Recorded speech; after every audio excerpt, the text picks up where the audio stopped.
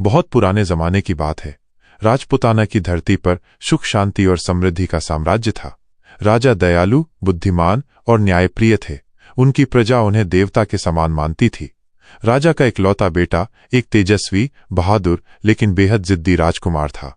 वो तलवारबाजी और शिकार में माहिर था, पर एक दिन उसकी जिद ने एक ऐसी कहानी को जन्म दिया जो समय की सीमाओं को पार कर गई। एक दोपहर राजकुमार शिकार से लौट रहा था। सूरज की तेज रोशनी और थकान से उसका शरीर चूर चूर हो रहा था। पानी की तलाश में वो भटकते भटकते शहर के उस मोहल्ले में पहुंच गया जहां धोबी रहा करते थे। वहां की गर्मी और धूल से भरे माहौल में अचानक उसकी नजर एक छत पर पड़ी। एक लड़की अपने गीले, कमर तक लंबे बालों को सुखा रही थी। उसके बाल जैसे सूरज की रोशनी को सोखकर और भी चमकदार हो रहे थे और उनके बीच से झांकता उसका चेहरा मानो चांद को भी शर्मिंदा कर दे। राजकुमार जैसे पत्थर बन गया। लड़की ने जब किसी की परछाई महसूस की तो उसने देखा कि एक सुंदर युवक उसे एकटक देख रहा है। वो तुरंत शर्माकर खुद को ओट में कर लिया और नीचे चली गई, पर राजकुमार की नजरें वहीं अटकी रहीं। महल लौटने पर भी उसका दिल वहीं अटका रहा। वो खाना पीना भूल गया और उदास रहने लगा। राजा रानी बहुत चिंतित हुए। जब राजकुमार ने अपनी उदासी का कारण बताया तो राजा हैरान रह गए। उन्होंने पता लगवाया, वो लड़की एक साधारण धोबी की बेटी थी जिसका नाम था चंदा। राजकुमार का दिल तो उस पर आ ही गया था, पर अब उसकी जिद ने राजा की चिंता और बढ़ा दी। राजकुमार ने ठान लिया था कि शादी करेगा तो सिर्फ चंदा से। जब राजा ने उसे समझाने की कोशिश की तो राजकुमार ने साफ साफ कह दिया कि अगर उसकी शादी चंदा से नहीं हुई तो वो अपनी जान दे देगा। अपने इकलौते बेटे की ये बात सुनकर राजा रानी बहुत घबरा गए और किसी तरह समझौता कर लिया। धोबी और उसकी पत्नी को महल में बुलाया गया। वे डरते हुए आए, पर जब राजकुमार ने शादी का प्रस्ताव रखा तो वे हतप्रभ रह गए।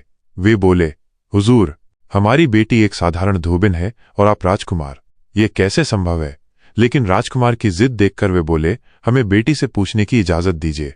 राजकुमार को गुस्सा आया कि एक साधारण धोबी की बेटी इतनी बड़ी बात का जवाब देने में समय ले रही है, पर वो कुछ न बोला। अगले दिन लड़की की ओर से संदेश आया, शादी मंजूर है, मगर मेरी 4 शर्तें हैं। जब राजकुमार ने उस छोटे से घर में जाकर शर्तें सुनी तो उसने सोचा, ये तो सिर्फ 1 साल की बात है, मैं तो तुम्हें हर हाल में अपना बनाऊंगा। राजकुमार ने सभी शर्तें मान लीं। 1, वह महल में रहेगी लेकिन राजकुमार से दूर। 2, राजकुमार उसे 1 साल तक नहीं छू सकता। 3, वह अपनी मर्जी से किसी भी समय अपने घर जा सकती है। 4, वह अपने काम धुलाई से दूर नहीं होगी। सभी शर्तें मान लेने के बाद धूमधाम से शादी हुई। चंदा महल की रानी तो बन गई, पर उसने राजकुमार से दूरी बनाए रखी। राजकुमार के लिए ये 6 महीने का समय सदियों जैसा था। वो हर दिन उसे देखता पर छू नहीं पाता था। महल में खाना पीना उसके लिए बेस्वाद हो गया था। दरअसल ये लड़की कोई साधारण धोबिन नहीं थी, बल्कि इंद्रलोक की सबसे सुंदर अप्सरा मेनका थी। मेनका का नृत्य इतना दिव्य था कि उसके हर कदम पर स्वर्ग में फूल बरसते थे और संगीत खुद ब खुद जन्म लेता था। इंद्र दरबार में उसकी सुंदरता और कला की कोई बराबरी नहीं कर सकता था, लेकिन स्वर्ग में हर कोई खुश नहीं था। एक और अप्सरा जिसका नाम रोहिणी था, मेनका से बेहद ईर्ष्या करती थी। एक बार इंद्र दरबार में एक महान नृत्य प्रतियोगिता आयोजित हुई। मेनका और रोहिणी दोनों ही अपनी कला का प्रदर्शन कर रही थीं। रोहिणी के नृत्य में कोई कमी नहीं थी, पर मेनका का नृत्य तो जैसे प्रेम और दिव्यता का संगम था। जब मेनका की बारी आई तो रोहिणी ने जलन में आकर एक मायाजाल रचा। उसने मेनका के पैरों में एक अदृश्य कांटा डाल दिया। नृत्य करते करते मेनका का संतुलन बिगड़ा और वो गिर गई। इंद्रदेव यह देखकर अत्यंत क्रोधित हुए। उन्हें लगा कि मेनका ने जानबूझकर दरबार का अपमान किया है। रोहिणी ने मौके का फायदा उठाकर कहा, महाराज, मेनका को अपनी सुंदरता का घमंड हो गया है। वो अब कला से ज्यादा अपनी छवि पर ध्यान देती है। इंद्रदेव ने क्रुद्ध होकर मेनका को श्राप दिया, तू जो नृत्य में हार गई, अब तुझे इंसानों की दुनिया में जाकर प्रेम का पाठ सीखना होगा। अगले 1 साल तक तू धरती पर एक साधारण धोबिन बनकर रहेगी। तेरा श्राप तभी टूटेगा जब कोई इंसान तुझे सच्चे दिल से छू लेगा और तेरा रहस्य जान लेगा।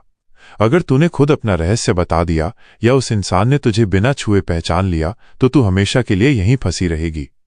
इंद्रदेव के क्रोध के बाद मेनका धरती पर आ गई और यही कारण था कि वो राजकुमार से विवाह करने के बाद भी दूरी बनाए रखती थी। राजकुमार की मानसिक यात्रा में वो हर दिन खुद से लड़ता था।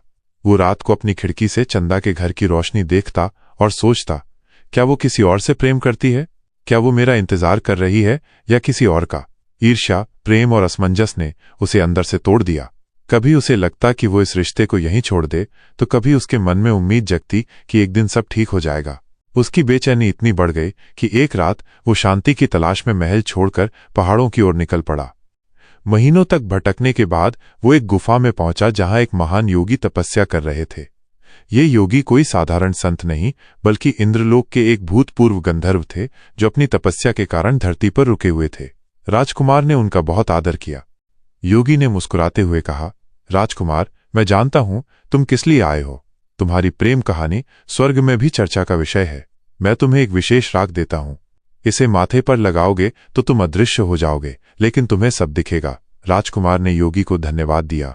योगी ने आगे कहा, तेरा प्रेम तुझे एक दरवाजे तक ले जाएगा, लेकिन क्या तू उसे पार कर पाएगा? यह कहकर योगी अंतर्ध्यान हो गए। राजकुमार को यह बात समझ नहीं आई, पर उसे एक उम्मीद की किरण दिखाई दी। नई आशा के साथ राजकुमार महल लौटा। उसने राख लगाई और रात में चुपचाप धोबी के घर के पीछे गया। उसने देखा कि चंदा अपने पुराने कपड़ों में एक गाड़ी से निकली और अपने घर पहुंची। वो जैसे ही ऊपर के कमरे में गई, राजकुमार भी उसके पीछे पीछे गया और वहां का दृश्य देख दंग रह गया। वो कोई साधारण धोबी की झोपड़ी नहीं थी, बल्कि अंदर से किसी राजा का महल जैसा भव्य था। अगली रात उसने फिर से राख लगाई और चंदा के पीछे गया। उसने देखा कि एक रात वो आसमान से आए एक उड़ते तख्त पर बैठकर उड़ गई। राजकुमार भी बिना कुछ सोचे समझे उसके तख्त से लटक गया। तख्त का सफर रोमांचकारी था। वे तारों के बीच से बादलों को चीरते हुए एक ऐसी दुनिया में पहुंचे जहां हर तरफ दिव्य रोशनी थी। तख्त उसे इंद्रलोक के दरबार में ले गया, जहां मेनका अपनी असली अप्सरा के रूप में वापस आ चुकी थी। वो एक भव्य नृत्य का प्रदर्शन कर रही थी। राजकुमार ने हैरान होकर देखा कि ये वही चंदा है। उसकी कला, उसकी भंगिमाएं सब दिव्य थे।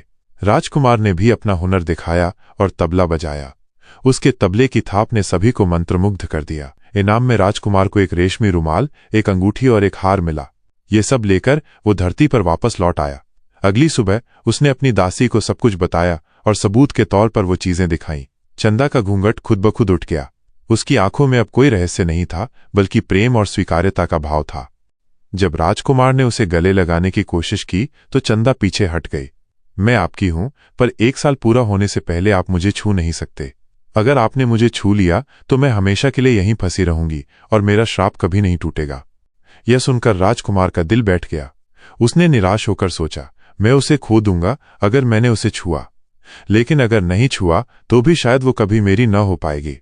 उसने अपनी सारी चिंता और डर भुलाकर एक क्षण के लिए आंखों में आंसू लिए उसे देखा, फिर गहरी सांस लेकर बोला, अगर हमारा प्रेम सच्चा है तो ये श्राप टूट जाएगा।